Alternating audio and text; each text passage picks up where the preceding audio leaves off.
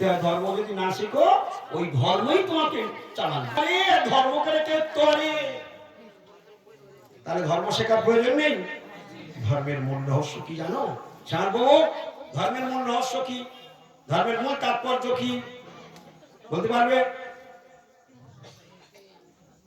ধর্মের মূল লক্ষ্য কি? ওটা ধর্ম হলো। ধর্মের মূল লক্ষ্য কি? ওটা ধর্ম। সদ্গুরু চরণাশ্রয় করে কৃষ্ণের পাদ পদ্ম পর্যন্ত গোলক বৃন্দাবনে যাও, এটাই ধর্মের লক্ষ্য। কৃষ্ণ তোমাকে নিয়ে যাবে। তুমি সাধন ভজন করলে কৃষ্ণ নিয়ে যাবে।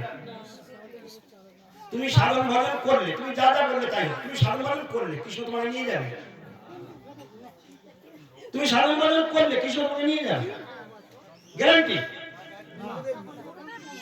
হ্যাঁ, গুরুদেব কি করবে? গুরুদেব তোমাকে কাঁধে করে নিয়ে কোলে করে নিয়ে চলে যাবে।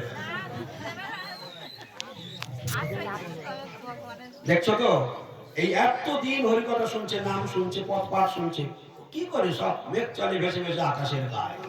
ঘন শ্যাওলার দল, তুই জলে ভেসে যা, তুই উপর থেকে জানলার মাঝখান থেকে পড়ে যায়। এই আমাদের ধর্ম। অথচ আমি কতবার বলে দিয়েছি, গুরুদেবের আশয় বুঝে সেবার কাজ, নিজের ওটাই ধর্মের মূল লক্ষ্য। নিজের বাড়িতে ফিরে যাওয়া, নিজের বাড়িতে ফিরে যাওয়া। আর কার কি আছে? ধার ধারো তাড়াতাড়ি। আর বলবো না, তার এবার কি করবো শুনবো। হ্যাঁ, হরে কৃষ্ণ। শোনো, আর জীবনে কোনোদিন ভুলে যাও না, ধর্মের মূল সেদিন তোমার ধর্ম সাকসেসফুল হবে।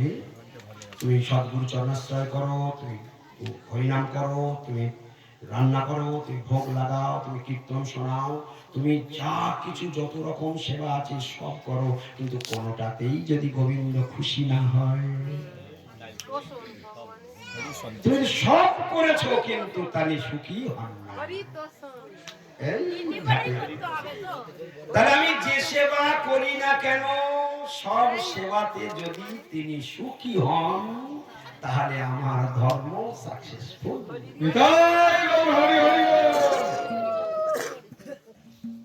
বুঝতে পেরেছ? আর কবে ভুলে যাবে এটা? ধর্মের একদম সর্বোচ্চ আর কোন জায়গায় নেই। কৃষ্ণ যদি আমার ধর্মের দ্বারা সুখী হয়, আমার প্রতিটা কার্যকলাপে যদি কৃষ্ণ সুখী হয়, আমার আর এ জগতে থাকবার যোগ্যতাই থাকবে। আমি যোগ্যতাটাই হারিয়ে ফেলবো, আমার মনের অজান্তে আমি যোগ্যতা হারিয়ে ফেলবো। আমি থাকতে চাইলেও থাকতে পারবো না, আর কৃষ্ণ আমাকে থাকতে দিবেও না।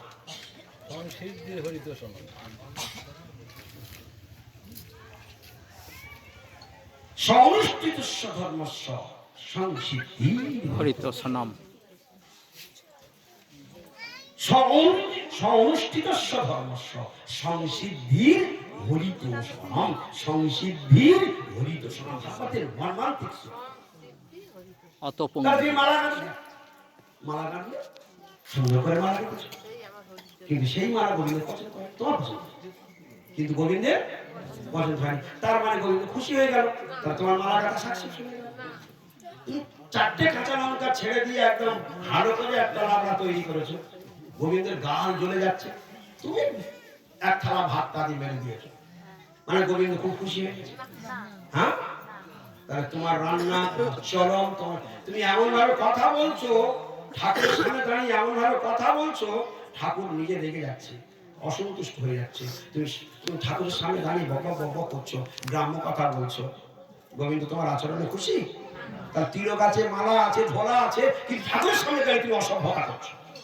মন্দির খোলা থাকবে না, ভগবান সাক্ষাৎ বিগ্রহে দাঁড়িয়ে রয়েছে, সকলকে দেখছে, এই অনুভূতি জানলে তার নাট্য মন্দিরে যাওয়া উচিত না। গুরুদেবের সামনে যখন তোমরা গুরুদেবের বারান্দায় উঠো, তোমাদের সিঁড়ি থেকে কাঁপুনি শুরু হয় কিনা সবাই বলো? গুরুদেবের বারান্দায় উঠতে গেলে আগে উঁকি মারে চলে।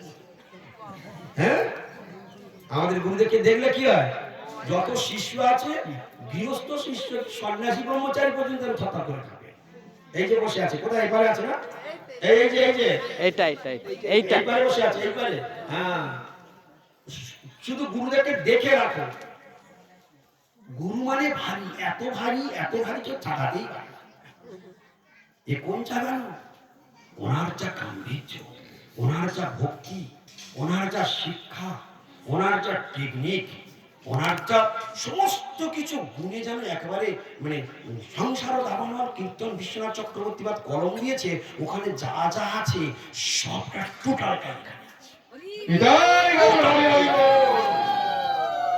মিলিয়ে নেবেন হাতে কলমে। আমি শুধু মুখে বলি না, আমি বাস্তবটা যতটুকু অনুভব করি তার টাকা বলছি। সবকিছু শ্রী বিগ্রহ আরাধন নৃত্য নানা শৃঙ্গার তন্মন্দির মার্জনাদ যুক্তস্য ভক্তাংশ্চ নিজঞ্জতপি বন্দে গুরু শ্রী চরণারবিন্দম। মিলিয়ে নিন ওখানে, প্রত্যেকটা পয়েন্ট একদম নিখুঁত ভাবে পালন করছে। চতুর্বিধাসী ভগবত প্রসাদ, প্রত্যেক দিন যা রান্না হচ্ছে ঠাকুরের সব চেকিং করবে। কে রান্না করে ঢুকেছে তাও চেকিং।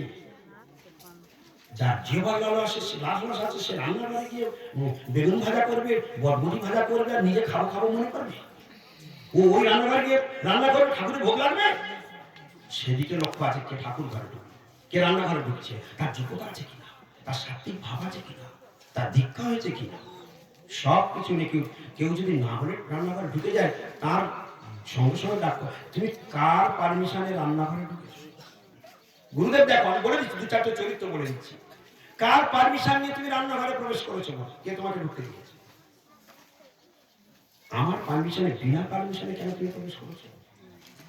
তাহলে কত নিখুঁত লক্ষ্য রাখে ঠাকুরের সেবার জন্য। প্রত্যেকটা আইটেম উনি সব ভগবানের যা ভোগ রান্না হয় উনি খান না, উনি সিদ্ধ টিদ্ধ একটু আধটু মানে একেবারে সিদ্ধ ভাবে পান। কিন্তু সবটাকে কি করবে? চেক করবে কোন রান্নাটা খারাপ হয়েছে, এই পথটা কে করেছে, সঙ্গে সঙ্গে ডাক করবে। যার ডাকবে তো তার সে যেন শুরু আপনার কি হলো আজকে, বুঝতে পারছো তো? এইরকম ভাবে মনে রাখবে। তাহলে কিরকম গুরু এবার বুঝতে পারছো? একটা পান থেকে চুন করতে ভগবান সেবার জন্য, ভগবানের জন্য শাড়ি কিনবে, যেখানে যে দোকানে ঢুকবে লাখ লাখ টাকা শাড়ি কিনে দিয়ে। কারণ আমাদের 40 থেকে 45 খানা মঠ রয়েছে, প্রত্যেকেই বিগ্রহের শাড়ি অধিকাংশ নিজে হাতে কিনতে ভালোবাসে, নিজে হাতে চয়েস করে কাপড় কিনবে। যত ভালো হোক, যত দামি হোক, সব দিকে তাকাবে না। পাশে সেবক আছে, যার দাম হবে শাড়ি পছন্দ করে, এইটা 3টে বেঁধে দাও, এইটা 5টা বেঁধে, এইটা 6টা বেঁধে দাও, এটা 10টা বেঁধে দাও, এই শাড়িটা আমাকে অর্ডার দিয়ে, এইটা এনে দিতে হবে 7টা, সব অর্ডার দিয়ে দিল। 2 লাখ টাকা বিল হয়ে গেল। বুঝলি এত টাকা তো নিয়ে আসিনি, টাকা আনুনি কেন জানি না, টাকা পেমেন্ট দাও। কোনো কথা শুনতে চাই না। টাকা থাকে না কেন, টাকা রাখো না কেন কাছে?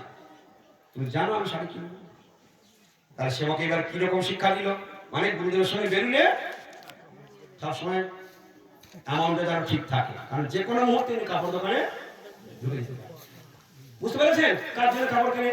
নিজের স্ত্রীর জন্য, হ্যাঁ, নিজের ছেলেমেয়ের জন্য।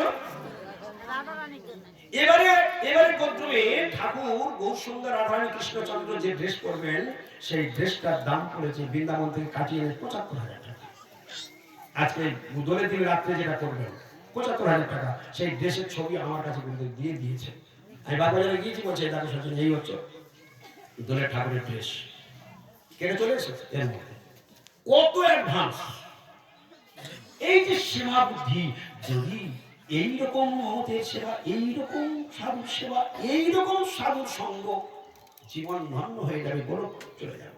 জয় গৌর প্রেমানন্দ। 24 ঘন্টা কৃষ্ণ বই, যার কোনো ধ্যান নেই, যার কোনো ভাবনা নেই, কৃষ্ণ ছাড়া আর কিছু জানে না, এই হলো গুরু। তাই শ্রীমদ্ ভাগবতমে ঋষভদেব ভগবান তার 100 পুত্রকে দেখে কি বলছে জানো? মহৎ সেবম দ্বারম আহুর বিমুক্তে